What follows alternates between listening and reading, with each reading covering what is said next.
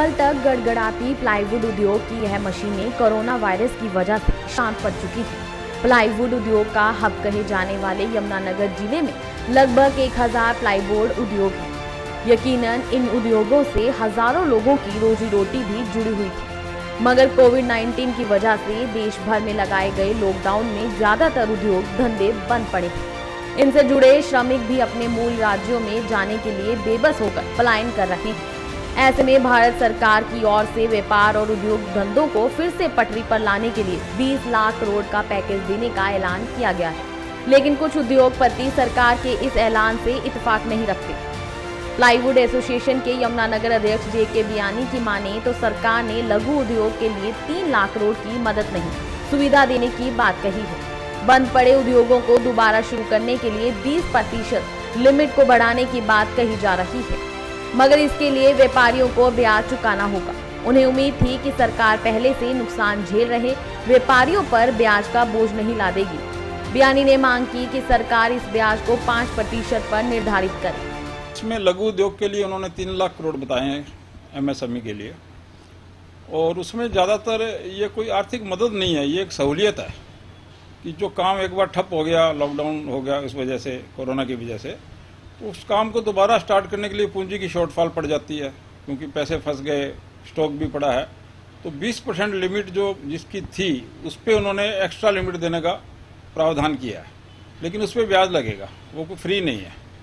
इससे यह है कि काम चलाने में मदद जरूर मिलेगी। हम उम्मीद ये कर रहे थे कि कुछ इस पे इंटरेस्ट की सरकार रियायत दे, लॉकडाउन पीरियड में नुकसान सारा हुआ है। देखिए, जब इस तरह की मंदी होती है तो ये मंदी का सबसे बड़ा कारण है डिमांड में कमी।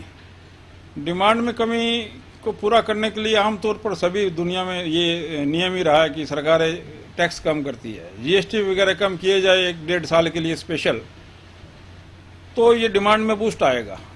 इससे पहले भी ये 2008-9 की महामंदी में 1 साल के लिए सरकार ने किया था टैक्स एक्साइज में रिडक्शन।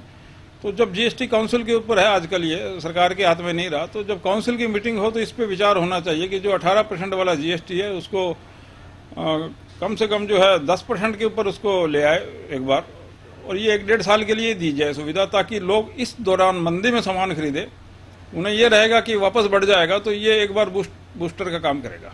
बस सरकार से यही अपील है कि इस बार की कोई मीटिंग हो तो उसमें एक तो जीएसटी कम किया जाए, और एक जो लॉकडाउन पीरियड के बीच में जो बैंक के ब्याज लगे हैं हमारे, उस पर अगर समूची नहीं तो कम से कम आधी हमें रियायत दे दे।